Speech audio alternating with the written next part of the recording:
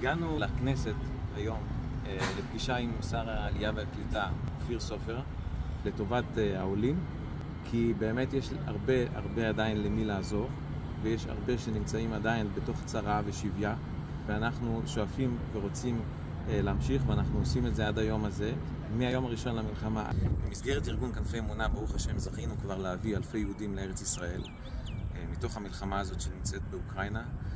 השאיפה המרכזית היא להוציא אותם קודם כל ולהציל את חייהם, להכין אותם בקישינב, להכין אותם לפני שהם עולים לכאן, לתת להם יהדות, לתת להם מסורת, להכין אותם לעלייה הזאת שתהיה עלייה באמת מכל הבחינות.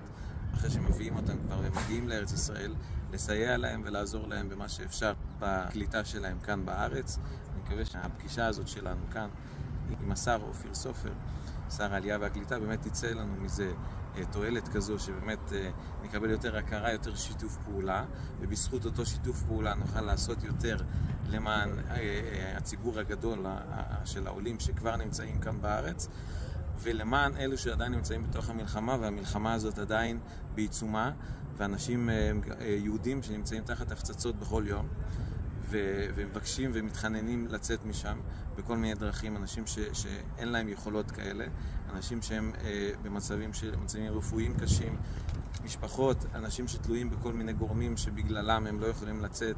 כולם מבקשים ורוצים לצאת ולעלות לארץ ישראל, רוצים להתחיל חיים חדשים, להמשיך לחיות. אנחנו מקווים שנצליח לעזור לכל אלה, לפעול למענם, להגדיל את המשפחה הגדולה הזאת שנקראת כנפי אמונה.